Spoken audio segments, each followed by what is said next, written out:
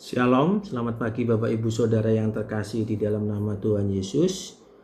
Di hari ini Jumat tanggal 10 April 2026 di Gemar Gerakan Membaca Alkitab rutin kita GSJA Peniel Surabaya dan GSJA Anugerah Cabang Kemendung. Puji nama Tuhan Bapak Ibu Saudara yang terkasih, sampai saat ini kita tetap boleh setia untuk membaca kebenaran firman Tuhan.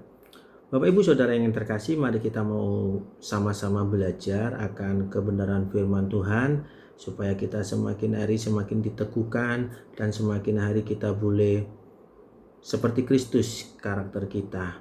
Baik Bapak Ibu Saudara, untuk pembacaan kita di hari ini yaitu di dalam 2 Korintus pasal 2 ya, ayat pertama sampai ayat yang ke 17 Bapak Ibu Saudara.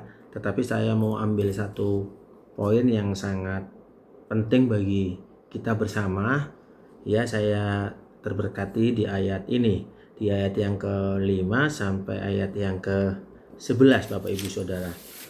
Begini bunyi firman Tuhan Bapak Ibu Saudara. Tetapi jika ada orang yang menyebabkan kesedihan, maka bukan hatiku yang disedihkannya, melainkan hati kamu sekalian, atau sekurang-kurangnya, supaya jangan aku melebih-lebihkan hati beberapa orang di antara kamu. Bagi orang yang demikian, sudahlah cukup teguran dari sebagian besar dari kamu, sehingga kamu sebaliknya harus mengampuni dan menghibur dia, supaya ia jangan binasa oleh kesedihan yang terlampau berat. Sebab itu aku menasihatkan kamu supaya kamu sungguh-sungguh mengasihi dia. Sebab justru itulah maksudnya aku menulis surat kepada kamu, yaitu untuk menguji kamu apakah kamu taat dalam segala sesuatu. 10. Sebab barang siapa yang kamu ampuni kesalahannya, aku mengampuni juga. Sebab jika aku mengampuni, seandainya ada yang harus kuampuni, maka hal ini kubuat oleh karena kamu di hadapan Kristus. 11. Supaya iblis jangan beroleh keuntungan atas kita, sebab kita tahu apa maksudnya. Puji Tuhan Bapak Ibu Saudara, ini ada sesuatu hal yang sangat penting buat kita, di mana Rasul Paulus menulis satu suratnya kepada jemaat di Korintus Bapak Ibu Saudara. Di mana konteks di sini, di mana kalau di ayat yang pertama Bapak Ibu Saudara dikatakan ayat ke-5-nya, sebab jika ada orang yang menyebabkan kesedihan. Artinya di sini Bapak Ibu Saudara, kalau ada orang, entah itu keluarga kita atau di jemaat kita atau siapapun juga yang ada dalam kehidupan kita, itu membuat hati kita sedih. Artinya orang tersebut telah melakukan perbuatan dosa.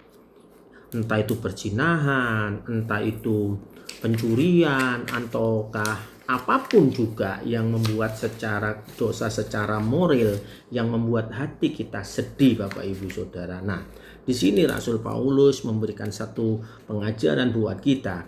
Di saat kita melihat ada orang-orang sekeliling kita yang membuat kita prihatin, kita melihat di umat kita kah, ataukah di saudara kita kah, atau sahabat kita, sehingga membuat kita sedih karena perilaku mereka, tindak tanduk mereka, karena perbuatan dosa mereka, mungkin perkataan mereka atau perbuatan mereka yang akhirnya membuat kita menjadi sedih Bapak Ibu Saudara. Nah, di sini apa yang harus kita lakukan Bapak Ibu Saudara?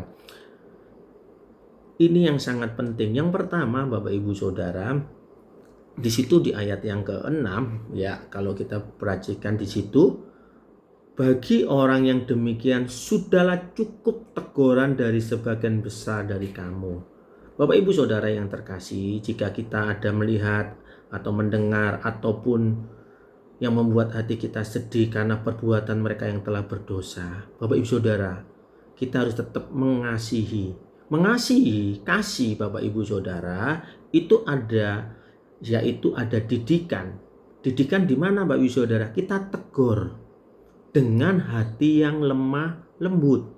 Jadi kalau kita melihat ada saudara kita ada pekerja pelayanan kita, ataupun apapun juga Bapak Ibu Saudara yang telah melakukan perbuatan yang tidak berkenan di hadapan Tuhan, kita tegur Bapak Ibu Saudara. Kita wajib menegur Bapak Ibu Saudara ya. Tetapi dalam proses peneguran inilah kita harus dengan memandang dengan kasih. Kenapa Bapak Ibu Saudara? Kalau kita menegurnya secara keras, ya Bapak Ibu Saudara, yang nantinya orang tersebut tidak malah bertobat, tidak malah berubah, tetapi orang itu akhirnya malah meninggalkan Tuhan. Bapak Ibu Saudara, oleh sebab itu Bapak Ibu Saudara, ini yang sangat penting Bapak Ibu Saudara. Kita tahu ya mungkin ada kesalahan-kesalahan yang mereka perbuat ya yang tidak berkenan di hadapan Tuhan Bapak Ibu Saudara. Nah, apa yang harus kita lakukan tadi yang sudah saya sampaikan? Tegur. Tetapi cara peneguran kita yaitu tetap dengan kelemah lembutan Bapak Ibu Saudara ya. Jangan sampai mempermalukan orang, atau lebih-lebih di saat kita melihat orang itu berbuat dosa dijadikan bahan gosip, dijadikan bahan omongan. Nah, Bapak Ibu Saudara, di saat orang tersebut mendengar bahwa dia sudah kita tegur, yang sudah kita arahkan, dia sudah bertobat, dia sudah mengakui apa yang menjadi perbuatannya, kita sebagai anak-anak Tuhan wajib mengasihi, mengampuni, membimbing, supaya apa Bapak Ibu Saudara? Jiwanya diselamatkan, jiwanya dipulihkan. Itu Bapak Ibu Saudara tugas kita sebagai anak-anak Tuhan. Bukan menjadikan bahan pembicaraan, bukan menjadikan bahan penghakiman, tetapi itu tugas kita, yaitu menyelamatkan. Dengan cara apa? Kita membimbing dia, kita menuntun dia, kita mengasihi dia, supaya orang tersebut mempunyai satu pengharapan di dalam kehidupannya Bapak Ibu Saudara. Nah, oleh sebab itu Bapak Ibu Saudara buka di dalam Galatia 6 ayat 1. Ya Bapak Ibu Saudara, di dalam Galatia pasal 6 ayat yang pertama. Ya, Galatia 6 ayat yang pertama kita mau sama-sama buka. Nah, perhatikan Bapak Ibu Saudara. Saudara-saudara, kalaupun seorang kedapatan melakukan sesuatu pelanggaran, maka kamu yang rohani harus memimpin orang itu ke jalan yang benar dalam roh lemah lembut, sambil menjaga dirimu sendiri supaya kamu juga jangan kena pencobaan. Nah, Bapak Ibu Saudara yang terkasih dalam nama Tuhan Yesus, ini penting buat kita sebagai anak-anak Tuhan. Ya, mungkin ada saudara kita, sahabat kita melakukan tindakan yang berbuat yang tak berkenan. Mari dengan kasih tegur dia dengan lemah lembut. Tapi jangan sampai kita sendiri akan mengalami sesuatu hal yang perbuatan-perbuatannya yang akan berdampak dalam kehidupan kita. Itu juga berhati-hati. Dengan kasih, yaitu Bapak Ibu Saudara, kita mengasihi, kita mengampuni Bapak Ibu Saudara. Supaya apa? Dengan begitu orang itu bisa dipulihkan kembali Bapak Ibu Saudara. Nah, oleh sebab itu Bapak Ibu Saudara, kalau kita kembali, kalau kita tidak mau mengampuni, kita tidak mau mengasihi orang tersebut Bapak Ibu Saudara, hati-hati. Seperti ayat yang kita mau baca yang di ayat yang ke-11 Bapak Ibu Saudara, perhatikan. Supaya iblis jangan beroleh keuntungan atas kita, sebab kita tahu apa maksudnya. Nah, Bapak Ibu Saudara, jangan sampai iblis mengambil keuntungan di saat ada orang yang jatuh di dalam dosa. Apa? Kita menghakimi. Di saat kita menghakimi seseorang tersebut, Pak Ibu Saudara, hati-hati. Iblis mengambil keuntungan. Akan terjadi apa? Benturan. Akhirnya saling membenci, saling menghakimi, Bapak Ibu Saudara. Iblis suka dalam hal ini.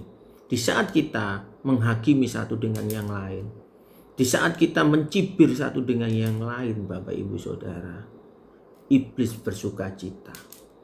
Apa? Karena dia berhasil membuat kita bertengkar, kita saling menghakimi. Perhatikan, si A itu, dia tak melakukan perbuatan yang najis.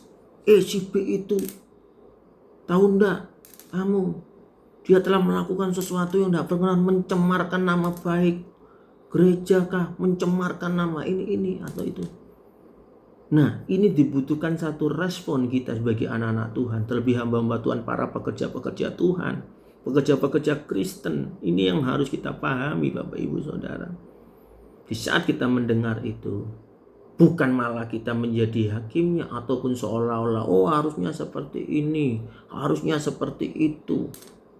Tapi tahukah apa yang dirasakan oleh orang yang jatuh di dalam dosa? Apakah yang dirasakan orang itu saat dia mengalami satu titik tragisnya? Boleh kita menegur, Bapak Ibu Saudara, tetapi ada satu hal yang sangat penting. Kita harus mengangkat, kita membimbing, kita mengarahkan, kita mensupport. Sehingga jiwanya, sekali lagi yang tadi saya sampaikan, diselamatkan, dipulihkan, disembuhkan. Seperti itu, Bapak Ibu Saudara. Bapak Ibu Saudara ingat sewaktu ada cerita di mana di Alkitab sewaktu orang-orang membawa wanita yang berzina, Bapak Ibu Saudara. Orang-orang ingin merajam wanita tersebut. Tetapi apa kata Yesus? Siapa yang tidak pernah berbuat dosa, silakan merajam wanita ini. Tapi apa yang terjadi? Satu persatu pergi. Bapak Ibu Saudara, itulah kasih. Kasih itu membimbing. Kasih itu mendoakan, Bapak Ibu Saudara. Ini yang diajarkan oleh Rasul Petrus waktu mengajar kepada jemaat yang di Korintus, Bapak Ibu Saudara. Dan marilah kita menyadari, Bapak Ibu Saudara, kasih karunia yang Tuhan sudah berikan buat kita. Mari kita mau ajarkan kasih ini. Ya, kita praktekkan kasih ini di organisasi gereja, di keluarga, di tempat pekerjaan, dimanapun kita berada. Bapak Ibu Saudara, dituliskan di situ juga, Bapak Ibu Saudara, Rasul Paulus ya difitnah, ya dibenci, tetapi Rasul Paulus memberikan satu teladan. Dia mengampuni, dia mengasihi. Dan biarlah pagi hari ini kita boleh belajar hal ini, Bapak Ibu Saudara. Dan saya yakin dan percaya kita boleh belajar dari kasih Tuhan yang Tuhan sudah berikan buat kita. Terpujilah nama Tuhan. Tuhan Yesus, kami mengucap syukur buat kasih yang Tuhan sudah berikan dalam hidup kami. Kami mau praktekkan Tuhan kasih. Tuhan Yesus, ampuni kalau kami seringkali menghakimi orang lain. Seringkali kami menyalahkan orang lain. Seringkali kami, Tuhan, memfitnah orang lain, menggosipkan orang lain. Tapi biarlah pagi hari ini, Tuhan, kami mau belajar, Tuhan, dengan kasih. Kami mau membimbing, kami mau menegur dengan kelemah lembutan bagi setiap sahabat kami, mungkin saudara kami, siapapun juga, Tuhan, yang telah melakukan perbuatan yang tidak berkenan di hadapan-Mu. Tuhan Yesus, jadikan kami rendah hati, kami jadikan kami teladan kasih yang dalam hidup kami. Terima kasih ya Bapa, kami mengucap syukur. Haleluya, puji Tuhan. Amin. Selamat beraktivitas. Tuhan Yesus memberkati.